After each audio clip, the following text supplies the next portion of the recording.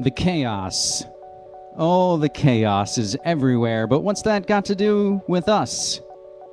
And that's what we ask each week here on Media Monarchy. That was the Futureheads with the title track from their latest record, The Chaos.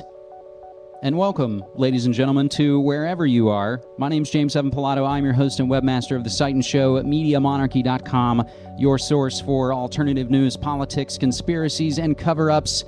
It's September 3rd, 2010, and this is the 185th episode from MediaMonarchy.com, and we have so much to go over this week. But as always, we are broadcasting live from the Portland Radio Authority, praradio.org, live every Friday morning at 10 a.m. Pacific Time. And of course, thanks to all the great affiliates that rebroadcast MediaMonarchy.com, and especially those who carry the show live, like the worldwide home of free speech, RevereRadio.net, and the fine folks at ZeroPointRadio.com, streaming live worldwide on ZeroPointRadio.com. You can also get Clyde Lewis and Ground Zero there. But they also broadcast in Casper, Wyoming on 92.3 FM and 1670 AM. So going out live on the terrestrial airwaves, thanks to them, is amazing. Thanks to Free Radio, Olympia 98.5 FM in Olympia, Washington, FROlympia.org for rebroadcasting Media Monarchy. Berkeley Liberation Radio.net, 104.1 FM in Berkeley, California. OneSkyRadio.com, 90.7 FM in Kasilof, Alaska. 89.9 FM Patriot Radio in La Mesa, Texas. And of course, thanks to my man Jeff at radio23.org, making the high-quality episodes of Media Monarchy available for you. Rebroadcast, they are the 192, the high-quality stuff, which I think segues into the first thing I want to mention for you is that in the last closing hours of August, I put together the 5th installment in the Media Monarchy mixtape series, and we call this one Radio Sweetheart. Tons of just sweet, super pop music, 21 songs, 1 hour. Fred Astaire, Stereolab, The Drums, Elastica, Velvet Underground, CeeLo, Nico Case, Prince, Polyphonic Spree, and tons more. That is only available in the high quality. I think I learned my lesson making a low-quality version of a mixtape. It just doesn't work with music. So I hope you dig that, and as we say on the mixtapes, it can't be news and politics all the time.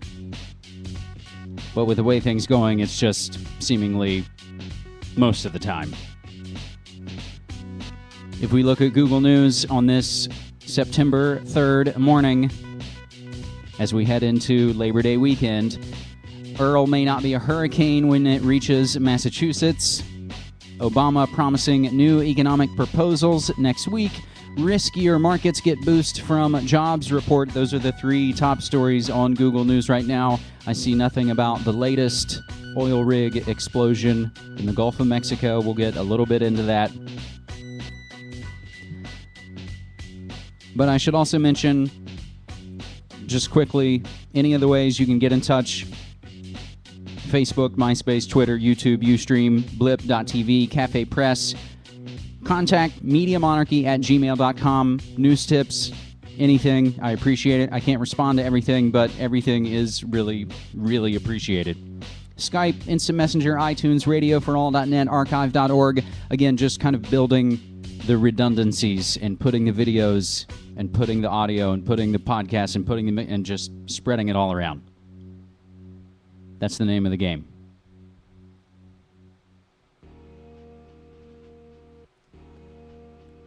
And one of the best ways, I think, that I'm able to do that, and I'm lucky enough and proud to be involved in The New World Next Week, my weekly video series with James Corbett of CorbettReport.com.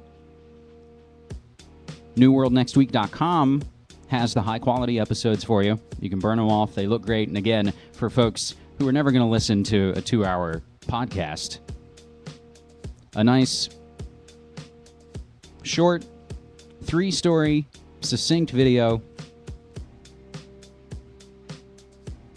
No fear-mongering. No infighting. None of the Patriot games. And again, I'm so glad to be involved in that. Our latest episode for September 2nd, our 45th episode.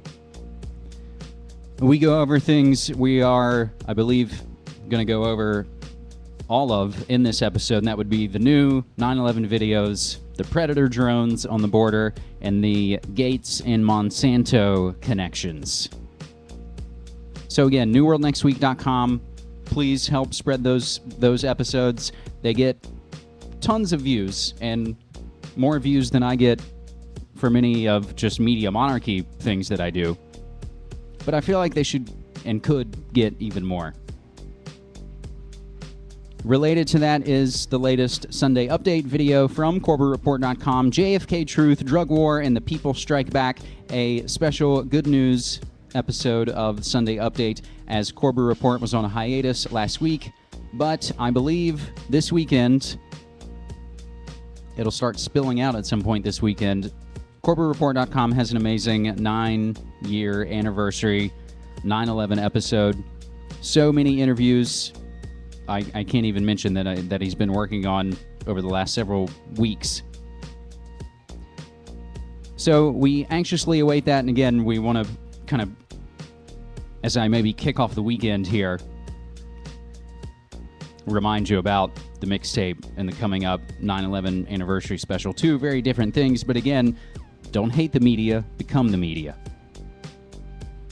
So that first story we cover on the latest newworldnextweek.com is the first thing we're going to hit as we start down all the ugly headlines, the news purge, all the chaos is everywhere.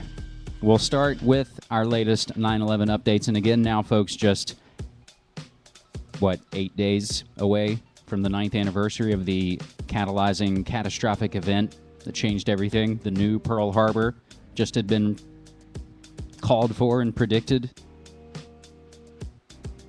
But an amazing story, and I'll just briefly do this, and again, just direct you back to newworldnextweek.com, where we go over this in much greater detail. But the International Center for 9/11 Studies secured the release of hundreds of hours of video footage and tens of thousands of photographs used by NIST for its investigation into the collapse of the Twin Towers in Building 7.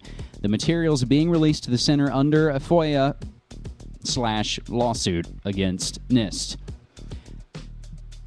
Now, they've only just begun to put a lot of this info out. It's tens of thousands of photographs, hundreds of hours of video. It's 3+ terabytes of information. And there's a site set up, and as they note still at the top, I just checked it a few moments ago, 911datasets.org is where I believe they're going to host and sort of sift and analyze all of this data as they start to process it. They've got about 14 videos, I believe, on their YouTube channel. And this is a mass amount of data. Will we find new things? Will we not find anything? Will we just confirm what we already knew? And that, of course, the buildings are suspicious as hell. And there's already evidence that NIST had been editing footage of Building 7. We'll say Building what? Buildingwhat.org? Building 7?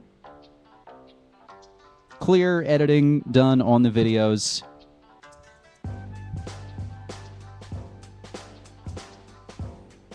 But the last thing I'll say about this, and again, this is going to be something that's only going to pour out, I believe, as the days go by, days and weeks go by. Think of this as a WikiLeaks NIST war diary, if you will.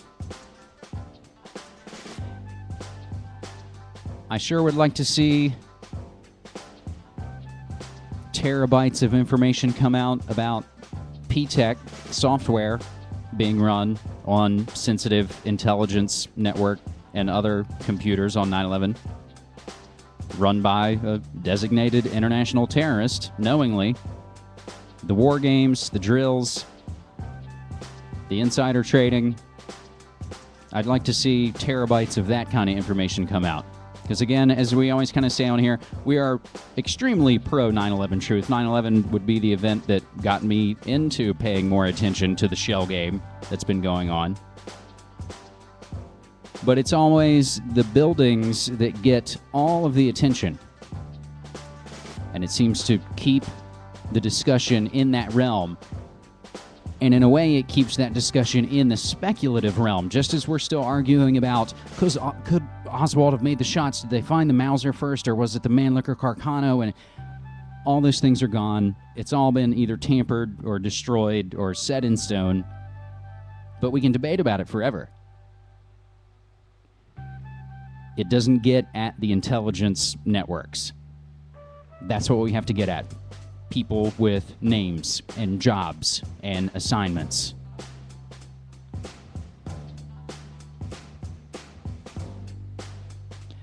So again, all these things coming from 911blogger.com, 911datasets.org, again, set to go live to start to sift and analyze all this information. And Paul Joseph Watson asking the question we already know the answer to, did NIST edit WTC7 footage?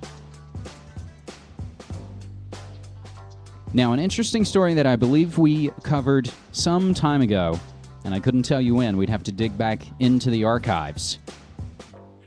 But just the quick thumbnail sketch before we give you the clip from Press TV to flesh this out. There was a guy named Kurt Sonnenfeld. He was a videographer for FEMA on Ground Zero. He fled to Argentina, and now the U.S. is trying to extradite him on the claims that he murdered his ex-wife. Now, that's the story, and all of the details. Did he leave before he was wanted, or I don't exactly know.